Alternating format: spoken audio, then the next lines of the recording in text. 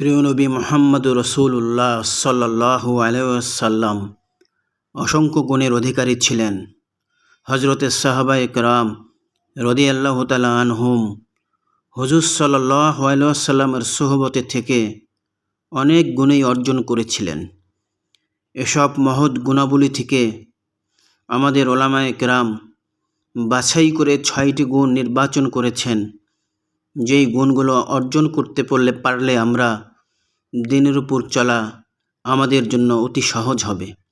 গুণগুলো হলো কলেমার গুণ, নামাজের গুণ, এলেম ও জিকিরের গুণ, একরামুল মুসলিমিনের গুণ, সহি নিয়তের গুণ ও দাওয়াত ও তাবলীগের গুণ। আমরা সংক্ষেপে এই গুণগুলো নিয়ে একটু আলোচনা করব। কলেমার গুণ।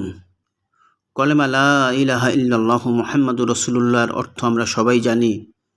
আল্লাহ ছাড়া কোনো মাবুদ নাই, মুহাম্মদ রাসূলুল্লাহ সাল্লাল্লাহু আলাইহি ওয়াসাল্লাম আল্লাহর রাসূল ও বান্দা। কিন্তু এর হাকিকত আমাদের জানতে হবে।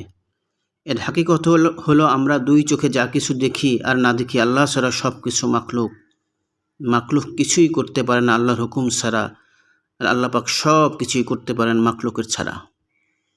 এই জন্য সমস্ত ক্ষমতার উৎস একমাত্র আল্লাহ তাআলা, একমাত্র করণেওয়ালা জাত আল্লাহ সুবহানাহু ওয়া তাআলা, অন্য কেউ নয়, অন্য কিছু নয়। এই ইয়াকিন দিলের মধ্যে বদ্ধমূল করার নামই হচ্ছে কলেমার হাকিকত। এটা আমরা মেহনত করে অর্জন করব। 2 নম্বর হচ্ছে নামাজ। নামাজ এমন এক মাধ্যম, এমন এক ইবাদত যে আল্লাহ পাকের খাজানা থেকে যাবতীয় কিছু নেওয়ার মাধ্যম হচ্ছে নামাজ।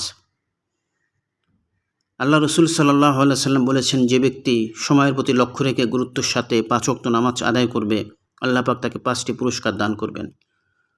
তার মধ্যে দুনিয়ার মধ্যে একটি, অর্থাৎ দুনিয়ার যাবতীয় রিজিকের পেরেশানি আল্লাহ পাক দূর করে দেবেন। অতঃপর মৃত্যুর পরে আরও 4টি, তার মধ্যে কবরে আযাব মাফ করে দিবেন, কাল হাসরের ময়দানে আমলনামা ডাহানাতে দিবেন, পুলসেরাত বিদ্যুতের গতিতে পার করে দিবেন এবং বিনা হিসেবে জান্নাত দিবেন।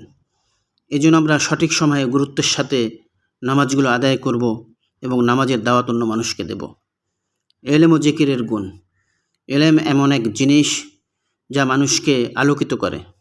যার মধ্যে এলেম নেই সে যেন অন্ধ। এই জন্য দিনের উপর চলার জন্য যতটুকু এলেম দরকার সেটা হাসিল করা ফরজে আইন। হজরতে উলামায়ে কেরামের কাছ থেকে আমরা এলেম হাসিল করব এবং নির্বাচিত লেখকদের কিতাবাদি পড়েও আমরা এলেম হাসিল করব। এলেম ছাড়া আমাদের আমল করা সম্ভব নয়। এর জন্য গুরুত্বের সাথে এলেম হাসিল করব। আর জিকির হর হালতে, অর্থাৎ সর্বদা আল্লাহ পাকের ধ্যান খেয়াল অন্তরের মধ্যে বজায় রাখা, এটার নামই হচ্ছে জিকির। যে আল্লাহ তাআলা আমাকে রাতে দিনে আলোতে অন্ধকারে নির্জনে প্রকাশ্যে দেখতেছেন। এই জন্য আমি আমার কাজকর্ম সেভাবেই করব যাতে করে আল্লাহ আমাকে দেখতেছেন, এই ধ্যান খেয়াল অন্তরের মধ্যে থাকে। এটাই হচ্ছে সর্বোচ্চ জিকির। একরামুল মুসলিমিন, মুসলমানের উপকারে পৌঁছানো। মুসলমানকে উপকারে পৌঁছানো তথা হার মাখলুককে এহসান করা, শুধু মুসলমান নয় সমস্ত মাখলুকের প্রতি দয়া প্রদর্শন করা হচ্ছে একরামুল মুসলিমিনের গুণ। এই গুণ অর্জনের দ্বারা বিরাট উপকার পৌঁছায়।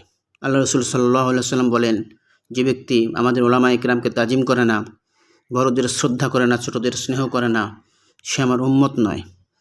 এজন্য আমরা মানুষকে উপকারে পৌঁছাতে থাকবো, শ্রদ্ধা করতে থাকবো, স্নেহ করতে থাকবো এবং মানুষকে মানুষের জন্য খেদমত করতে থাকবো।